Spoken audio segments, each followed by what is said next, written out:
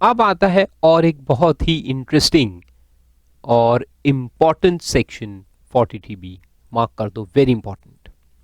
हालांकि इसको अपन पहले भी कई बार डिस्कस कर चुके हैं, बहुत जगह पे मैंने बताया था आपको subject to 43B, subject to 43B, है ना। अब आ गया है वक्त इसको एक्चुअल में देखने का। बहुत सिंपल सेक्शन है, कुछ एक्सपेंसेस इसके अंदर कवर्ड है और बोला गया है कि ये एक्सपेंसेस का डिडक्शन एक्रूअल बेसिस पे मिलेगा,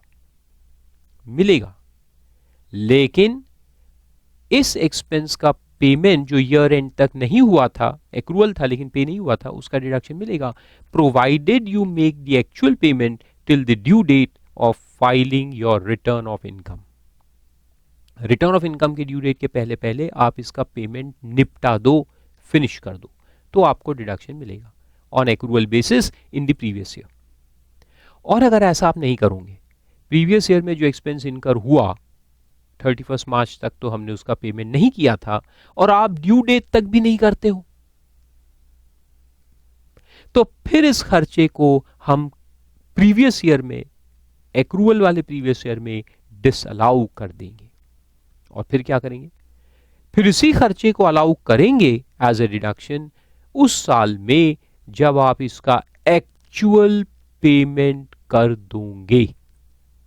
कब अलाउ करेंगे, जब आप इसका एक्चुअल पेमेंट कर दोगे, उस साल में फिर इसको अलाउ करेंगे। तो पहले डिसअलाउ कर देंगे on accrual basis and then it will be allowed on payment basis. आया समझ में? Very simple logic. एक बार और समझा देता हूं लिख करके, फिर अपन इसको पढ़ेंगे। तो क्या है कि ये अपना प्रीवियस ईयर है। कौन सा previous year? Previous year in which the expense is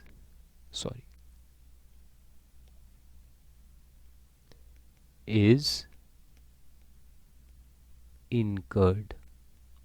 Previous year in which expense is incurred but not paid, पे नहीं हुआ, ड्यू है।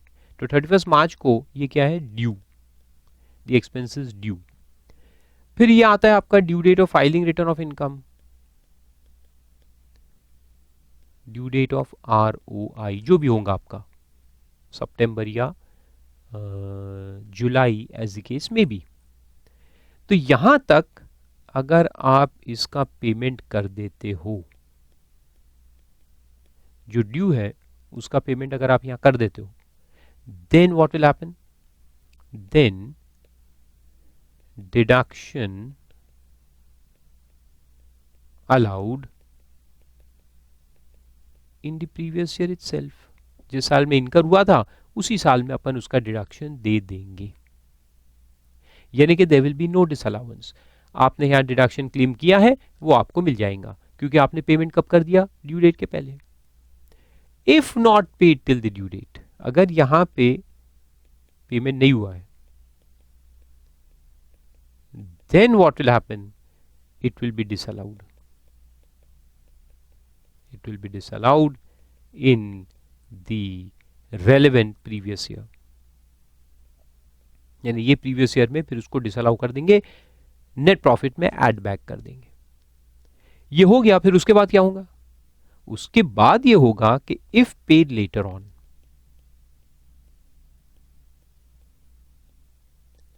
जब भी आप फिर पेमेंट करोगे तब उसका डिडक्शन अलाउ कर देंगे। किस साल में अलाउ करेंगे, जिस साल में आप पेमेंट करोगे उस साल में अलाउ करेंगे। सिंपल लॉजिक, लिख लो इसको। So if paid up to the due date, allowed in the current year itself. If not paid, then it will be disallowed in the current year and then allowed in the year in which the payment is actually made. बहुत clear है, very good. अच्छा, exam में question कैसा आएगा वो भी मैं आपको बता देता हूं, और अपने को करना क्या है, चलो इसी के नीचे लिखते हैं। मान लो कि यहां एक 16,000 का एक्सपेंडिचर इनकर हुआ था, जिसको आपने यहां पे पे कर दिया, 16,000 पेड। अच्छा चलो मैं एक ही एग्जांपल में ले लेता ना, 6,000 paid year before the due date, and 10,000 paid after the due date. तो अब क्या करेंगे अपन, 6,000 ड्यू डेट के पहले पे किया और 10,000 ड्यू डेट के बाद पे किया. So now what will do is कि ये 16,000 जो अपन ने रिकॉर्ड किया है खर्चा करंट प्रीवियस ईयर के अंदर, इसमें अपन एडजस्टमेंट क्या करेंगे, 10,000 नेट प्रॉफिट में ऐड बैक कर देंगे, यानी 10,000 को डिसअलाउ करेंगे. तो 10,000 डिसअलाउड का मतलब क्या होगा, add back to net profit. So in this year you will add back 10,000 to net profit. और ये 10,000 जो यहाँ ऐड बैक हो गया यानी डिसअलाउ हो गया, वो फिर अपन अलाउ करेंगे उस साल में जिस साल में आपने पे किया. तो ये जो प्रीवियस ईयर फिर जिसमें आपने पे किया, जो भी साल होंगे, इसमें अपन उसको डिडक्ट करेंगे from net profit. It will be deducted from net profit of that year. Deduction claim करना है यानी नेट प्रॉफिट से माइनस करना है ना. तो जो 6,000 पे हुआ है उसका कुछ नहीं करेंगे. There will be no in यानी implication of 6,000. Implication will be of 10,000 which is not paid till the due date. तो 10,000 ऐड बैक कर दो और वही 10,000 बाद में उस साल के प्रॉफिट से माइनस करो जिस साल में आपने पे किया है. क्लियर, बहुत सिंपल, गुड. तो अभी अपन देखते हैं कि which expenses are covered by this section. कौन से खर्चे यहां कवर्ड है, तो वो देखो एक एक करके, A B C D E F G, total 7 है. पहले नंबर पे है टैक्स, ड्यूटी, सेस, फी और by what ever name called under any law for the time being in force. Law के अंदर जो टैक्सेस लगते हैं, लाइक जीएसटी अभी है, ड्यूटीज, कस्टम ड्यूटी वगैरह, सेस, फीस, स्वच्छ भारत सेस, कृषि कल्याण सेस, या फीस जो गवर्नमेंट को पेएबल है लॉ के अंदर. लॉ के अंदर गवर्नमेंट कोई इंडस्ट्रियल फीस और ये सब रहते हैं, तो वो हमको पे करना है. और ये सारे कौन से वाले हैं, जो अलाउएबल एज डिडक्शन है. अलाउएबल एज डिडक्शन यानी कि indirect taxes. Indirect taxes are allowable as deduction. GST हो गया, कस्टम्स ड्यूटी हो गया, ये सब बिजनेस के खर्चे हैं ना, इसका डिडक्शन बिजनेस में मिलता है. लेकिन इनकम टैक्स यहां आएगा क्या 43B में, नहीं. Income tax will not come in 43B because it is already disallowed under 40 clause ही. वो अलाउड ही नहीं होता ना, वो पहले ही डिसअलाउड है. तो जो पहले डिसअलाउड है वो 43B में नहीं आएगा. आ रहा है समझ में. 43B में वो खर्चे आएंगे जो अलाउएबल है और आपने पे नहीं किए till the due date. Okay, very good. तो वो हो गया, पहले गवर्नमेंट पेमेंट्स हो गए फर्स्ट नंबर पे. अब लॉजिक क्या है 43B बनाने का, लॉजिक सिंपल है. गवर्नमेंट को कोई डिसअलाउ करके कोई मतलब नहीं आ रहा कि एक्सपेंडिचर डिसअलाउ कर दिया, उससे गवर्नमेंट को कोई फायदा थोड़ी है. गवर्नमेंट को क्या है कि ये जो टैक्सेस, ड्यूटी, सेस, फीस है जिसका तुम बिजनेस में डिडक्शन ले रहे हो लेकिन पे नहीं करोगे तुम, लाइक जीएसटी का तुम प्रोविजन मार दोगे बुक्स में लेकिन गवर्नमेंट को पे नहीं करोगे, तो गवर्नमेंट को नुकसान होता ना. जीएसटी जो रिसीव होना चाहिए वो रिसीव नहीं हो रहा और तुम इनकम टैक्स में उसका डिडक्शन ले रहे. तो गवर्नमेंट ने कहा नहीं नहीं नहीं, we want to recover these duties, cess, fees immediately, hence we will disallow them if you don't pay. तो गवर्नमेंट ने कहा तुम जीएसटी का प्रोविजन मारोगे, मारो, 31 मार्च को प्रोविजन मार रहे मारो, लेकिन हमें पेमेंट तो करो उस जीएसटी का. कब, ड्यू डेट के पहले, रिटर्न फाइलिंग के ड्यू डेट के पहले पहले तो कर दो. ऐसा है. तो गवर्नमेंट का क्या है कि इसमें ये टैक्सेस का रिकवरी फास्ट हो जाता है. एसएससी को डिडक्शन चाहिए तो पेमेंट करना पड़ेगा. तो खुद के बाद पैसे खत्म हो गए तो कहीं से लोन वोन उठा के लाएंगा, कुछ तो भी तो करेगा ना, and he will go and make the payment. तो गवर्नमेंट को फायदा हो जाता है, they will recover their taxes in less time. दूसरा पॉइंट है एम्प्लॉयर्स कॉन्ट्रीब्यूशन, एम्प्लॉयर वाला, ये अपन ने स्टडी किया था 36 में, to provident fund. Provident fund भी कौन सा, recognised provident fund, superannuation fund, gratuity fund और any other fund for welfare of employees. ये हमने स्टडी किया था, इसके पहले लेक्चर में भी मैंने आपको बताया था, याद है? ग्रेचुइटी का देख रहे थे अपन 47 में। Then bonus and commission to employees. अच्छा, ये इसमें भी एम्प्लॉयर वाला है। 36 याद करो, मैंने बताया था एम्प्लॉयर्स कॉन्ट्रीब्यूशन का क्या होता है, एम्प्लॉइज का क्या होता है। एम्प्लॉइज कॉन्ट्रीब्यूशन में रेलेवेंट एक्ट का ड्यू डेट लगता है और एम्प्लॉयर्स कॉन्ट्रीब्यूशन में इनकम टैक्स फाइलिंग का, रिटर्न फाइलिंग का ड्यू डेट लगता है। याद है? Very good.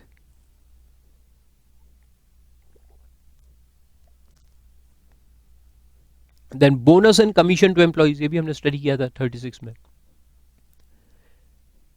Then interest on loan or borrowing from any public financial institution, state financial corporation or state industrial investment corporation. Business loans, basically long term loans, जो loan लेके अपन business में लगाते हैं पैसा, तो वो लोन का जो इंटरेस्ट है वो आपको पे करना है टाइम के अंदर। तो इससे क्या होगा कि फाइनेंशियल इंस्टीट्यूशंस की रिकवरी फास्ट होंगी। ये उसका पर्पस है, इसके पीछे लॉजिक कि government wants to support the financial institutions के जो इंटरेस्ट तुम लोगों को रिकवर करना है इंडस्ट्रियल हाउसेस से, वो जल्दी होगा, क्योंकि अगर वो लोग इंटरेस्ट तुमको पे नहीं करेंगे ड्यू डेट के पहले तो उनका इंटरेस्ट का डिडक्शन डिसअलाउ कर दिया जाएगा। सिमिलरली फॉर शेड्यूल्ड बैंक्स, तो नेक्स्ट पॉइंट वो है इंटरेस्ट ऑन लोन और एडवांसेस फ्रॉम शेड्यूल्ड बैंक्स और a cooperative bank other than primary agriculture credit society and primary cooperative agriculture and rural development bank। तो ये जो है, ये पहले भी लेक्चर्स में मैं आपको समझा चुका हूँ कि ये जो दो रहते हैं, primary agricultural credit society and this, ये 80P में वैसे ही एग्जेम्प्ट है, तो उनको यहाँ कोई लेना देना नहीं है, तो वो छोड़ दो। बाकी जो शेड्यूल बैंक्स है और जो नॉर्मल कोऑपरेटिव बैंक्स है उनके इंटरेस्ट के लिए सेक्शन लगेगा। तो अगर अपन ने लोन लिया है इन सब से, शेड्यूल बैंक से या कोऑपरेटिव बैंक से अपन ने लोन लिया है और इनको इंटरेस्ट देने का है, we have to pay them during the previous year itself और up to the due date of filing the return of income. या तो प्रीवियस ईयर के अंदर इनका इंटरेस्ट पूरा पे कर दो या ड्यू डेट तक कर दो। तो दो इंटरेस्ट है, डी और ई को गोला मार दो। There are two interest, one employee payment, sorry tax payment, एक गवर्नमेंट पेमेंट है, दो इंटरेस्ट पेमेंट है। फिर आगे देखो, next is sum payable by the assessee in lieu of any leave at the credit of employees, यानी short में leave salary या लीव एनकैशमेंट भी उसको कह सकते हैं। लीव एनकैशमेंट जो होता है ना, जो अपन एम्प्लॉइज को देते हैं, वो उसमें है। हालांकि इसमें कंट्रोवर्सी है ये वाले पॉइंट में। सुप्रीम कोर्ट ने कहा है कि ये जो लीव सैलरी है ये 40B में डिसअलाउ नहीं हो सकता, तो उसको नीचे एरो करके लिख दो, contrary view of supreme court. Supreme court का कहना है कि ये लीव सैलरी इस सेक्शन में डिसअलाउ नहीं हो सकता। रीजन ये है, तो क्वेश्चन एग्जाम में आएगा तो दोनों लिखना पड़ेगा। क्वेश्चन एग्जाम में आएगा तो लिखेंगे as per this section it is disallowed but as per the supreme court judgement it should not be disallowed. तो सुप्रीम कोर्ट ने रीजन क्या दिया है? सुप्रीम कोर्ट ने रीजन ये दिया है कि ये बाकी सारे खर्चे हैं जो इसमें डिसअलाउ हो रहे हैं, वो खर्चे सारे इनकर्ड वाले हैं। प्रीवियस ईयर के अंदर आपने एक्सपेंस को इनकर कर लिया है और फिर उसको पे नहीं किया, तो इनकर्ड का मतलब ये है कि it has become presently payable, ये पेएबल थे ऑलरेडी और आपने पे नहीं किया। लेकिन लीव सैलरी में क्या है? लीव सैलरी में क्या है कि अपन एक कॉन्टिंजेंट प्रोविजन बना रहे हैं कि अपने जो एम्प्लॉय है उनके नाम पे लीव जमा हो रही है। अब लीव जमा हो रही है तो एनकैश कर सकते हैं, और अगर वो एनकैश करेंगे तो अपने को उनको पेमेंट देना पड़ेगा। तो हमने उस चीज का प्रोविजन बनाया। लेकिन जरूरी थोड़ी है कि एम्प्लॉय एनकैश करेंगे ही। वो हो सकता है कि आगे छुट्टियों को ले भी ले, वो कहेगा मेरी छुट्टियां जमा हो गई है, मैं जा रहा हूं कश्मीर घूमने, 10 साल बाद आऊंगा बहुत सारी लीव जमा है, तो लीव ले भी सकता है ना। He can either avail leaves और ही कैन एनकैश लीव्स। तो हमने उसका प्रोविजन बना दिया अकाउंट्स में लाइबिलिटी समझ करके। तो ये लाइबिलिटी क्या है? कॉन्टिंजेंट। ये प्रेजेंटली पेएबल थोड़ी है। जब तक वो एप्लीकेशन नहीं देता कि मेरे को मेरे पैसे दो, तब तक अपने को देना थोड़ी है। तो हमने करंट ईयर में जो प्रोविजन बनाया लीव सैलरी का, ये पेएबल नहीं है, it is not presently payable. तो इसलिए कोर्ट कहता है ये पेएबल ही नहीं है, तो एसएससी ड्यू डेट के पहले पे कैसे करेंगे? अरे पेएबल होता तो पे करता ना, पेएबल ही नहीं है तो पे क्यों करेंगे? एम्प्लॉय बोलेगा कि मेरे को दो, तब अपने को देना है, वो बोलेगा ही नहीं तो हम देंगे क्यों? तो ये लॉजिक पे सुप्रीम कोर्ट ने कहा कि भाई ये it doesn't fit the criteria of this section. Supreme court कहता है कि ये सेक्शन लगेगा, देखो हमने ये पूरे देखे थे ना, अभी एग्जांपल हमने देखा, expenditure is incurred but not paid. तो इनकर्ड का मतलब ये है कि it is payable, it is due but not paid. तब ये सेक्शन लगता है कि अगर आप इसको पे नहीं करोगे तो डिसअलाउ करो। ये लॉजिक है इस सेक्शन का। लेकिन लीव सैलरी क्या है कि it is not due, we have just made a provision for outstanding leaves of our employees. किसके नाम पे कितने दिन बैलेंस है वो देखो, उसका प्रोविजन बना लो। अरे लेकिन उसने बोला थोड़ी है कि मेरे को पैसे दो, उसने बोला थोड़ी है कि मेरे को एनकैश करना है। आ रहा है समझ में? तो फिर उसको 43B में डिसअलाउ कैसे करेंगे? तो ये ग्राउंड पे सुप्रीम कोर्ट ने कहा कि ये पॉइंट गलत है, लीव सैलरी का प्रोविजन डिसअलाउ नहीं हो सकता। एग्जाम में क्वेश्चन आएगा तो आप दोनों आंसर लिख के आएंगे। As per the section it is to be disallowed, however as per the judgement of the court it is not to be disallowed.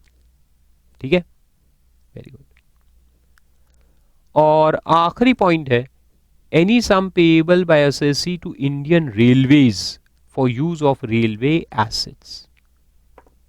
Railways को अगर पेमेंट करना है, कोई भी पेमेंट रेलवेज को for use of railways assets, कोई भी assets हम रेलवेज की यूज कर रहे हैं उसको रेंट का पेमेंट करना है या charges for using railway assets, तो वो भी 43B में कवर्ड है। तो अपने को रेलवे को पेमेंट करना पड़ेगा before the due date of filing return of income.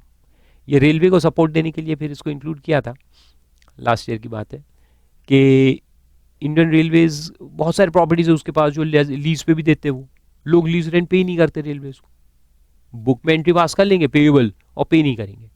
तो रेलवे का जो रिसीवेबल्स है वो बढ़ते जा रहा था, तो गवर्नमेंट ने उसको यहाँ डाल दिया कि जो भी एसएससी को रेलवे को पेमेंट करना है, अगर साल में नहीं किया है तो ड्यू डेट के पहले पहले कर दो, तभी डिडक्शन मिलेगा, वरना डिडक्शन डिसअलाउ कर दिया जाएगा। तो ऐसे है। तो देखो इसको याद रखने के लिए कैसे रखोगे तुम, ये लिस्ट को याद रखना है। So there is 1 government payment, then 3 ये BC and F 3 employee payments है, एक कंट्रीब्यूशन वाला, bonus and commission and leave salary subject to controversy. So 1 government payment, 2 interest payments. अब एग्जाम में ऐसे ही लाइन से लिखना कोई जरूरी थोड़ी है तुमको, ये तो लॉ में लिखा है, लेकिन आप 1 2 3 ऐसे याद रख सकते।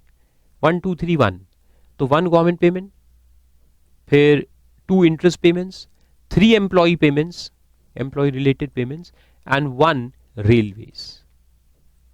ठीक है, याद रहेगा, वेरी सिंपल। फिर उसमें एक एक्सप्लेनेशन है, लेकिन एक्सप्लेनेशन के पहले उसका लॉजिक बता दूं कि एक्सप्लेनेशन क्यों डाला गवर्नमेंट ने, वो समझ में आना चाहिए। तो इसमें एक पॉइंट है वो आपको बताता हूं। ये जो अपना एग्जांपल था ना, उसी के नीचे लिखता हूं मैं, आप भी लिखो। अभी ये जो एग्जांपल मैं देने वाला हूँ वो पुराना है थोड़ा, वैट का एग्जांपल है। वैट स्कीम्स पहले चलते थे, आजकल वो चेंज हो गया है जीएसटी से। ठीक है, जीएसटी आ गया अभी। तो पुराने जो वैट स्कीम्स थे, and now some of these schemes में continue in GST also, we'll have to wait and see. अभी जीएसटी पूरी तरह से क्लियर हुआ नहीं है, एग्जेम्पशन नोटिफिकेशंस वगैरह गवर्नमेंट्स ने इशू किए नहीं है। जब आ जाएंगे तो ये सेम स्कीम्स यहाँ भी आ सकते हैं। ओके, अभी वैट स्कीम्स में एक स्कीम होता था deferment scheme, schemes for exemption ऐसे लिख देता हूं। इंडस्ट्री को प्रमोट करने के लिए स्टेट गवर्नमेंट्स क्या करते थे कि बहुत सारे स्कीम्स निकालते थे, उसमें एक स्कीम था डेफरमेंट। डेफरमेंट में क्या होता था कि गवर्नमेंट कहता था कि आपने इंडस्ट्री डाला हमारे स्टेट में, you establish an industry, you commence the production, तो आप एक काम करो कि पहले 5 साल 10 साल, कभी 5 साल की स्कीम कभी 10 साल की स्कीम ऐसे होती थी, इसमें जो भी वैट तुम कलेक्ट करोगे सेल्स के ऊपर is to be paid to the government after expiry of this period. अगर 5 साल का स्कीम है तो 5 साल तक जो आप वैट लोगों से कलेक्ट करोगे, सेल्स पे वैट लगाने का है, वैट कलेक्ट कर लिया, लेकिन कलेक्ट करने के बाद तुमको पेमेंट नहीं करना गवर्नमेंट को, तुमको पेमेंट कब करना है, ये टर्म खत्म होने के बाद. If the term is of 5 years you will pay after 5 years, if term is 10 years you will pay after 10 years. यानी 5 साल तक आप लोगों से कलेक्ट करते रहो, बुक में एंट्री मार दो पेएबल करके. ऐसा नहीं है कि माफ है, हाँ माफ नहीं है, तुमको पे करना है गवर्नमेंट को, लेकिन आज नहीं करना, 5 साल के बाद करना है. तो सवाल ये पैदा हुआ कि ये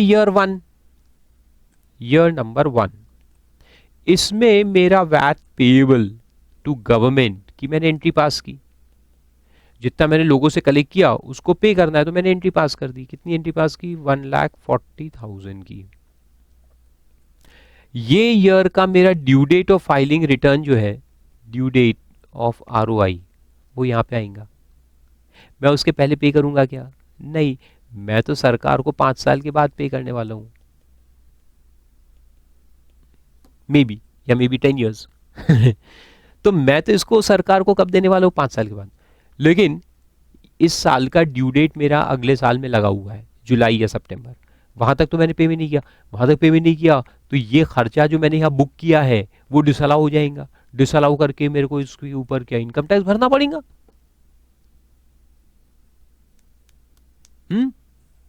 प्रॉब्लम अराइज हो गया ना. सरकार ने ही कहा, स्टेट गवर्नमेंट ने मेरे को कहा 10 साल बाद दो, सेंट्रल गवर्नमेंट कह रहा है भैया तुमने ड्यू डेट के पहले पे नहीं किया इसलिए हम तुमको डिसअलाउ कर देंगे. अरे तो ये तो नॉनसेंस हो गया. दो सरकार एक दूसरे को कॉन्ट्राडिक्ट कैसे कर सकती है. तो यहां पर कुछ केसेस अराइज हुए. असेसी ने कहा भाई ये पेएबल ही नहीं है ना, तो आप इसको डिसअलाउ कैसे करोगे. वही ग्राउंड पे लीव सैलरी का केस था कि भाई ये अमाउंट तो यहां जाके पेएबल होने वाला है, सरकार ने लिखा हुआ है हमको. तो फिर कोर्ट ने कहा निकालो, स्कीम निकालो. तो डेफरमेंट स्कीम निकाली गई स्टेट गवर्नमेंट की. कोर्ट ने स्कीम को पढ़ा तो डेफरमेंट स्कीम में क्या लिखा रहता है मालूम है. डेफरमेंट स्कीम में लिखा रहता है कि जो भी टैक्स आप कलेक्ट करोगे ये पीरियड्स के अंदर, जैसे अपने 5 साल का स्कीम है तो 5 साल में जो भी हम टैक्स कलेक्ट करेंगे हमारे सेल्स के ऊपर, वैट हम सेल्स पे कलेक्ट करते हैं, is deemed to have been paid to the government, deemed to have been paid to the government and deemed to have been returned to you as a loan. यानी ये जो amount हमने sales पे collect किया, ऐसा मानो कि government को पे कर दिया और गवर्नमेंट ने हमें वापस दिया as a loan to be used till this date. यानी पहले साल का जो कलेक्शन है वो मैंने गवर्नमेंट से लोन पे लिया, ऐसा मान लो. सेकंड ईयर का लोन पे लिया, थर्ड ईयर का लोन पे लिया, फोर्थ ईयर का लोन पे लिया, फिफ्थ ईयर का लोन पे लिया, और फिर ये पूरा लोन मैंने गवर्नमेंट को 5 साल के बाद रीपे कर दिया. तो आ रहा है समझ में. ये स्कीम का बेनिफिट क्या है कि कैश अवेलेबिलिटी यही है. बाकी उतने टैक्स तो गवर्नमेंट को देना है, आज नहीं तो कल देना है. But during this 5 years the total money can be used by us in our business interest free. ये बेनिफिट है अपने को, बाकी कुछ नहीं है.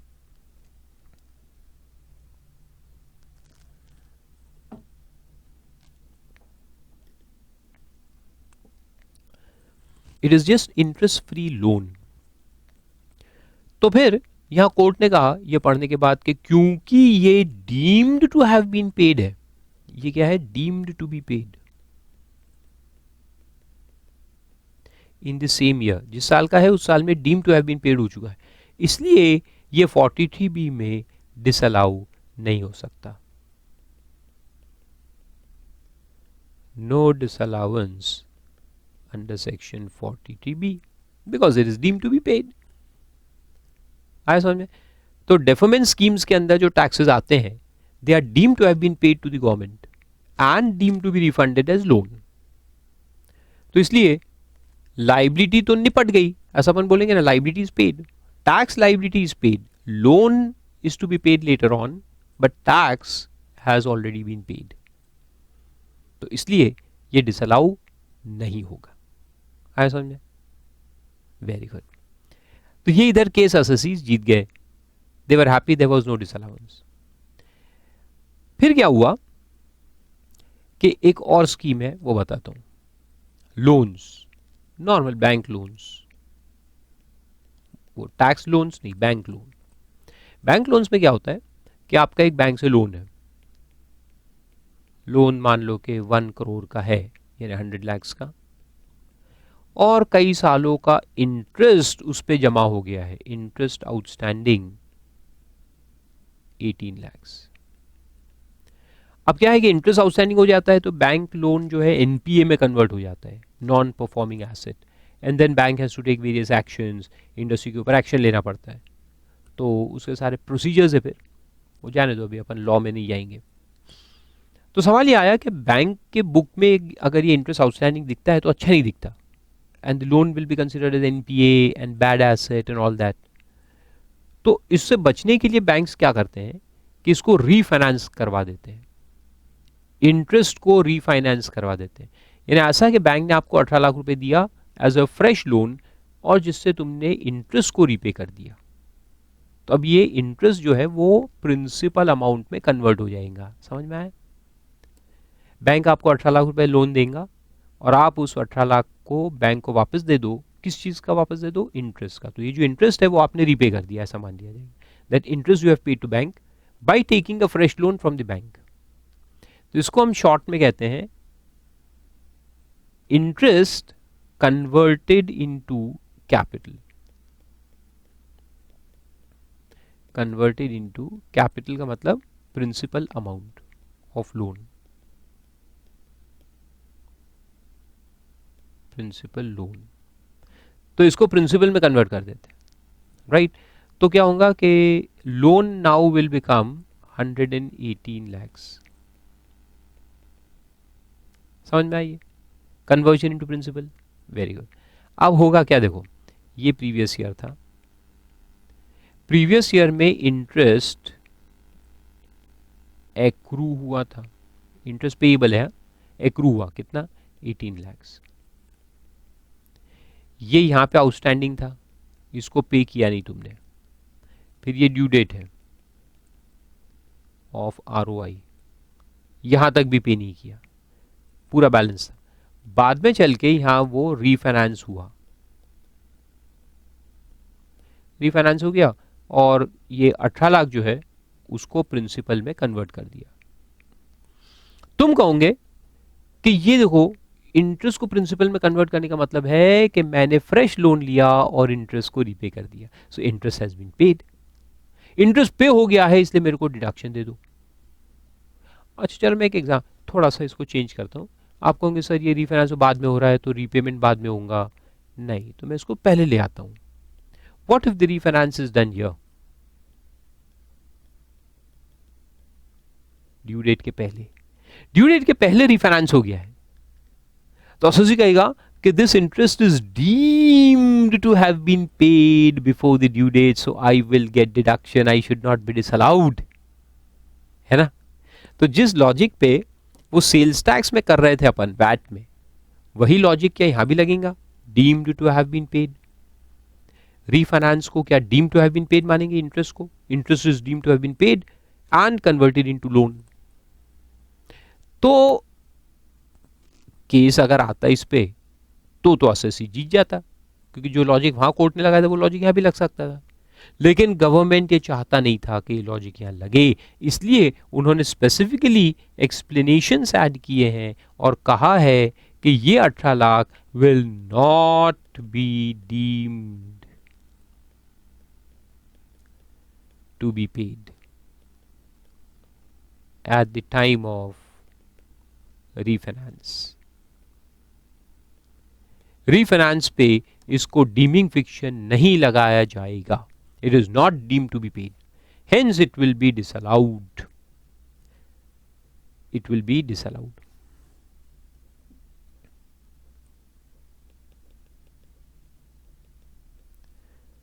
will be disallowed under section 43B। ठीक है, तो रीफाइनेंस पे उसको डीम्ड टू पे नहीं मानेंगे, इसलिए 18 लाख डिसअलाउ करेंगे। लेकिन अब ये लोन में कन्वर्ट हो गया प्रिंसिपल अमाउंट में, तो ये 18 लाख का प्रिंसिपल अमाउंट जब आप बाद में रीपे करोगे बैंक को, तब हम क्या मानेंगे कि तुमने इंटरेस्ट का पेमेंट किया, तब तुमको डिडक्शन देंगे। So deduction will be allowed at the time of repayment of 18 lakh loan amount. अब ये प्रिंसिपल अमाउंट बन चुका है, लेकिन हमारे लिए तो इंटरेस्ट ही है, ऐसा मानेंगे, हमारे लिए तो इंटरेस्ट ही है। For bank it may be principal, but from tax point of view it is still interest. तो जब वो 18 लाख तुम पे करोगे, हम ये मानेंगे कि तुमने वो इंटरेस्ट का पेमेंट किया, तब तुमको डिडक्शन देंगे। आए समझ में? तो ये वहां लिखा है, देखो explanation 3C and 3D to 43B categorically state that if interest is converted into loan or advance, it shall not be deemed to have been actually paid। आया समझ में? गुड। वैसे ये सेक्शन पहले पढ़ते तो कुछ समझ में आता है क्या? नहीं, एग्जाम्पल के बिना समझ में नहीं आता। फिर देखो उसके अंदर एक इलस्ट्रेशन सॉल्व करते हैं। इसमें आपको ये बताना है कि ये डिडक्शन कौन से साल में मिलेगा। ओके, तो पहला पॉइंट है 7 लाख एक्साइज ड्यूटी। पुराने ज़माने में इसको एक्साइज ड्यूटी कहते थे, अभी आजकल जीएसटी हो गया है। इन 16-17 पुराना है ना, देखो 16-17 का है। इस पेड एज फॉलोज, तो 16-17 का है ओरिजिनल, तो उसका ड्यू डेट था 30 सितंबर 17, यानी 16-17 का जो ड्यू डेट है वो 30 सितंबर 17 था। उसमें से ये आउटस्टैंडिंग था, उसमें 3 लाख रुपए आपने 31 जुलाई 17 को पे कर दिया, यानी ड्यू डेट के पहले कर दिया, तो इसका डिडक्शन आपको मिलेगा प्रीवियस ईयर 16-17 के अंदर ही। ओरिजिनल ईयर में आपको डिडक्शन मिल जाएगा, कोई डिसअलाउंस नहीं होगा। लेकिन 1 लाख आपने पे किया है 10/8/18 को, यानी कि ड्यू डेट के बाद, तो ये क्या होगा कि ओरिजिनल ईयर जो है 16-17 उसमें डिसअलाउ कर दिया जाएगा और फिर अलाउ करेंगे ऑन पेमेंट बेसिस। पेमेंट कब किया? अगस्त 18 यानी कि कब आया? प्रीवियस ईयर 18-19, तो 18-19 में आपको डिडक्शन मिलेगा। और 1.5 लाख तो आपने पे किया 19-20 में, तो इसका डिडक्शन आपको मिलेगा प्रीवियस ईयर 19-20 के अंदर। तो ये दोनों जो है ये पहले क्या हो जाएंगे? Disallowed in previous year 16-17। तो 16-17 में डिसअलाउ है और फिर 18-19 और 19-20 में अलाउ किया जाएगा रिस्पेक्टिवली 1 लाख एंड 1,50,000। ठीक है, गवर्नमेंट ड्यूज। फिर दूसरा है कि 96,000 इंटरेस्ट है payable to LIC of India यानी public financial institution for the year 17-18। Due date will be 30 September 18, is paid as follows.